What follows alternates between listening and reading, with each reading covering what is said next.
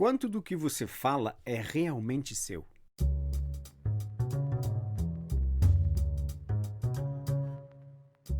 Filosofando, podcast com o professor Sidney.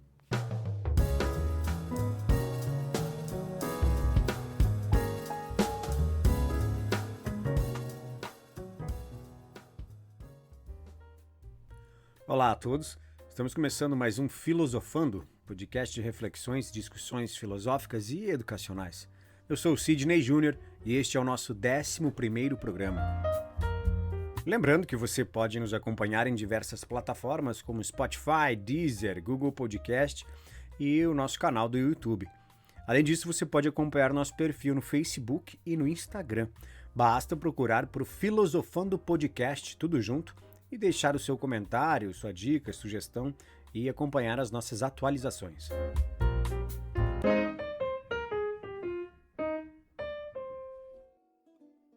No programa de hoje, nós vamos explorar a importância que existe em dominar a linguagem. Ou seja, até que ponto você é capaz de expressar com autenticidade os seus pensamentos, os seus sentimentos, ideias e emoções. E não apenas repetir as chamadas frases feitas para expressar percepções que, no fundo, são suas, próprias e singulares. Na verdade, esse assunto é muito próximo de tudo o que nós viemos tratando aqui no podcast. Todos os nossos programas até agora trataram, de certo modo, das consequências e dos efeitos ao se adquirir ou não adquirir uma alta cultura, seja ela através da literatura, das grandes obras literárias, das grandes obras artísticas, filosóficas, históricas, enfim, todas as consequências e os efeitos que vêm em nós termos ou não termos um honesto apreço pelo conhecimento. Todos os nossos programas mais ou menos trataram disso.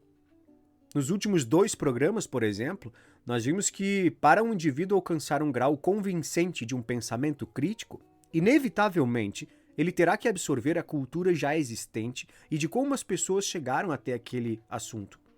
Caso contrário, suas opiniões terão pouco valor. Ou, mais anteriormente ainda, quando nós tratamos sobre vocação e profissão, nós exploramos as consequências que há quando não nos preocupamos com um exame atento do nosso mundo interior. Agora nós vamos explorar quais são as consequências e os efeitos possíveis para um indivíduo que não busque desenvolver ou aprimorar minimamente a sua capacidade de expressão, principalmente através da sua linguagem.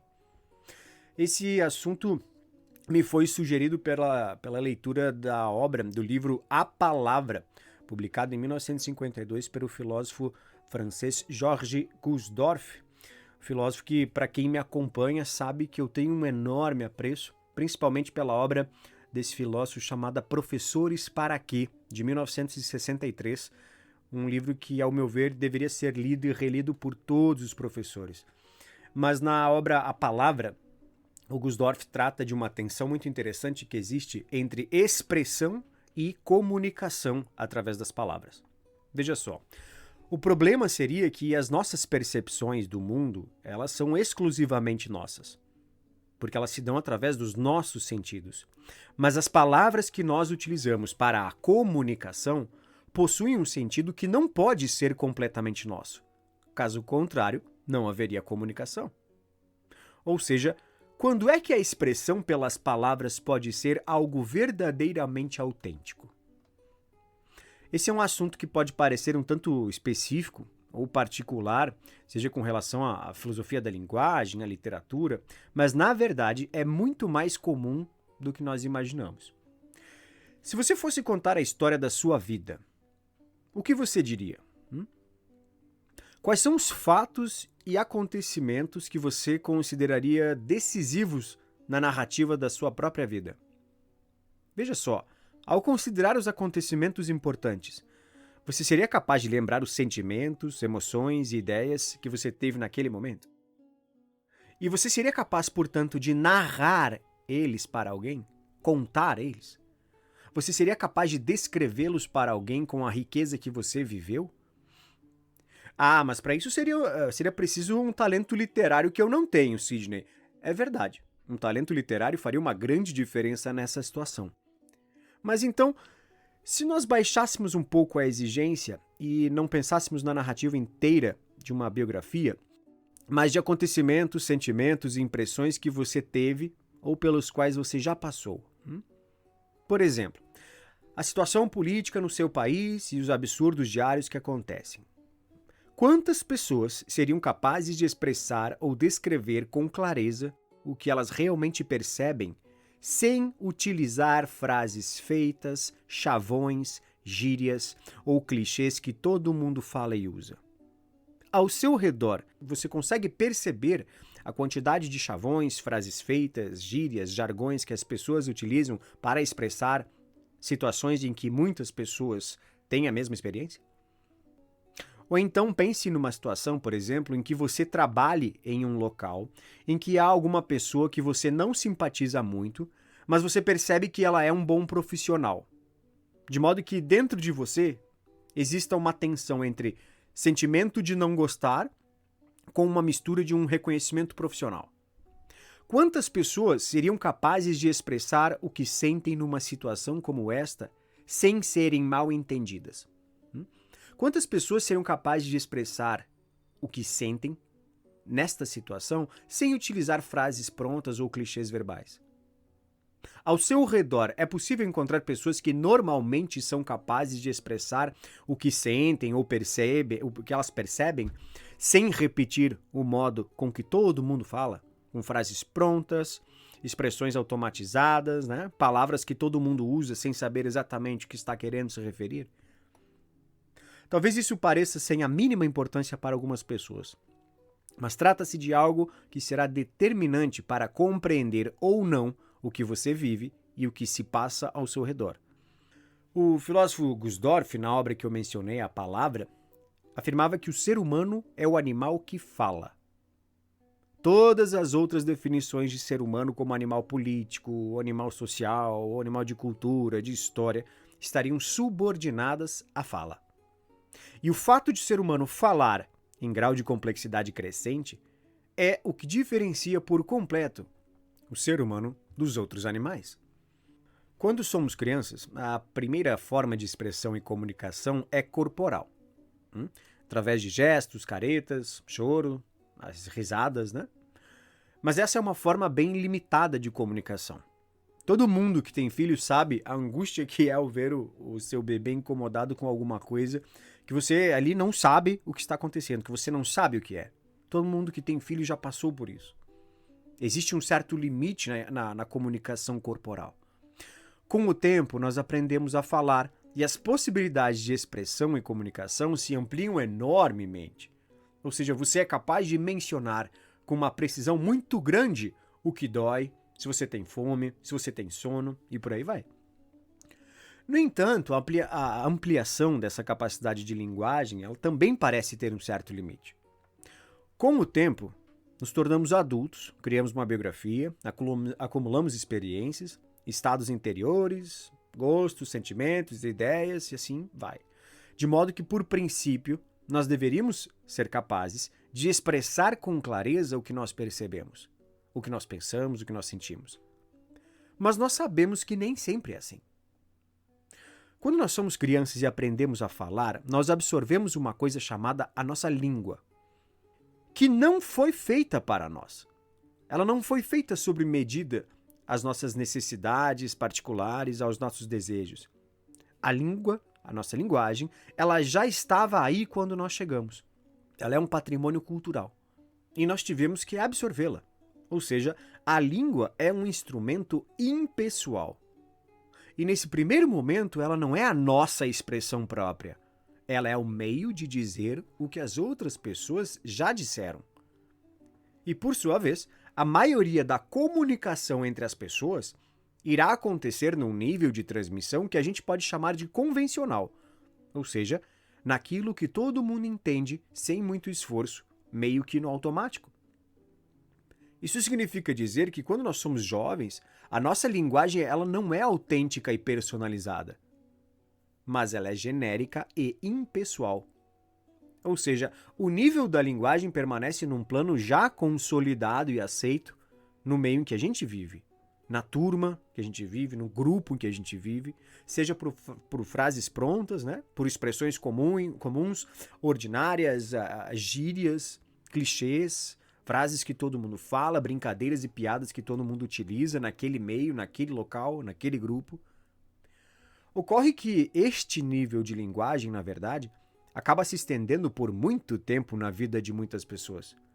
Veja só, muitas pessoas utilizam com muita frequência chavões, expressões, frases prontas, jargões da moda, às vezes para expressar os seus estados mais interiores e particulares.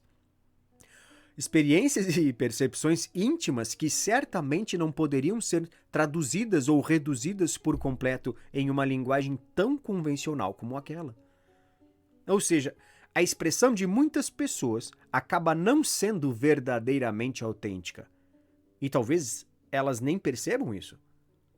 Talvez muitas pessoas acreditem que repetindo frases prontas e jargões da moda, elas estejam realmente expressando as suas ideias, as suas percepções e sentimentos próprios.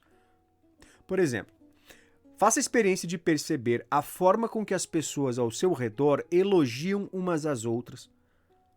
E comece a observar qual é a frequência e a quantidade de frases prontas e convencionais que as pessoas utilizam.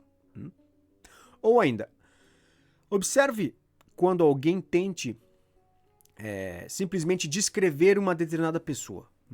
Quando alguém vai falar sobre alguém. Faça a experiência de começar a observar atentamente quando alguém tenta descrever outra pessoa e procure notar qual é a frequência e a quantidade de frases prontas e convencionais, ou seja, aspectos comuns que são ressaltados, quais são os detalhes que normalmente são percebidos. Depois disso, faça a mesma experiência entre as pessoas que não têm o hábito de leitura. É muito provável que você perceba uma linguagem pouco personalizada rapidamente. Bom, mas qual é a importância de termos uma linguagem autêntica? Por que eu não posso simplesmente falar como todo mundo fala, repetir o que todo mundo repete? Não há problema algum. Mas lembre que você só consegue perceber o que você consegue pensar. Aqui se trata de algo que já falamos aqui no nosso podcast. Qual é o nosso horizonte de consciência?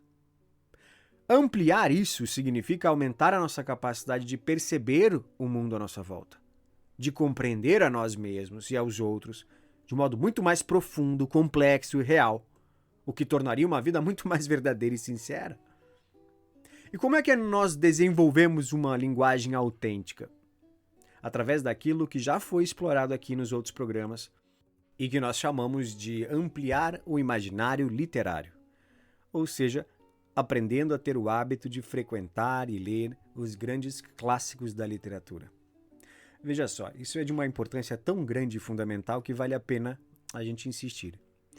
Nos nossos programas, nós já exploramos a grande riqueza que há em absorver e compreender os grandes clássicos da literatura e como que isso pode ampliar enormemente a nossa capacidade de perceber a nós mesmos, né, aos outros, o mundo, a realidade em que a gente vive.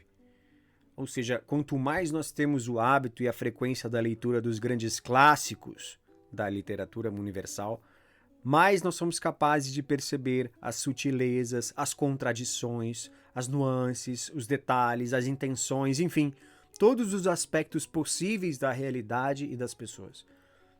Mas agora nós estamos falando de uma segunda capacidade que a leitura pode nos trazer.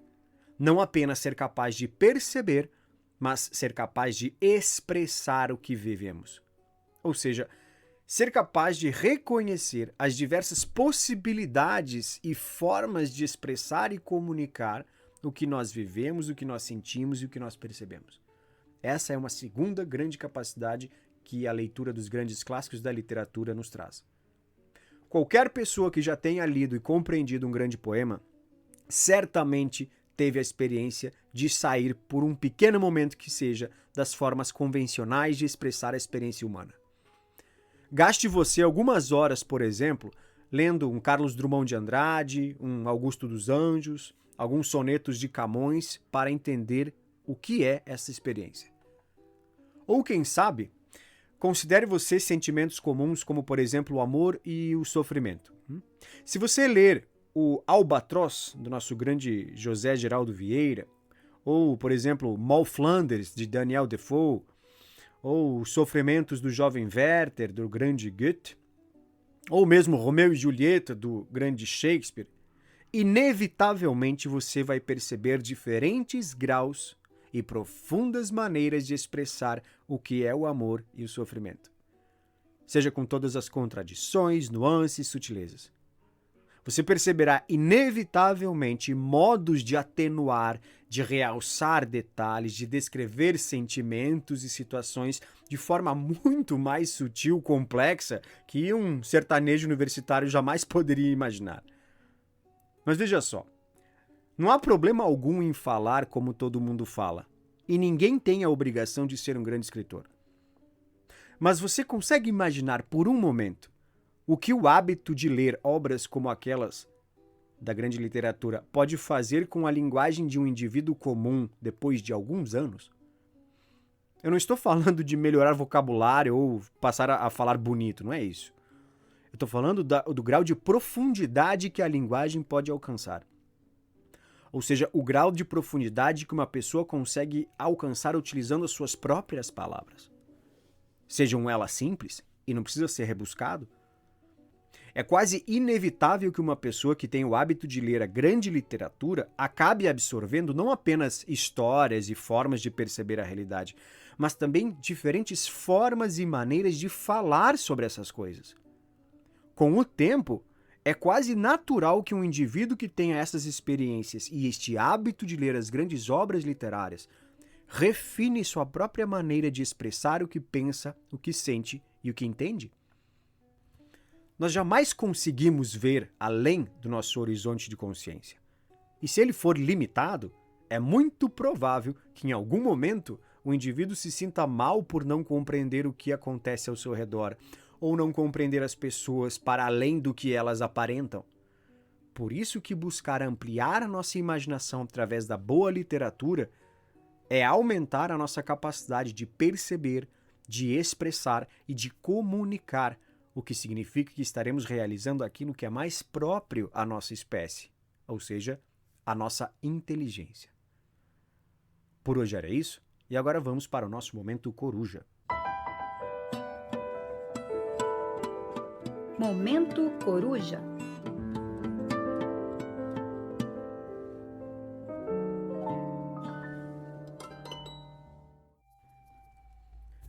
O Momento Coruja de hoje traz um trecho do livro A Prima Bête, de 1846, do clássico escritor francês Honoré de Balzac.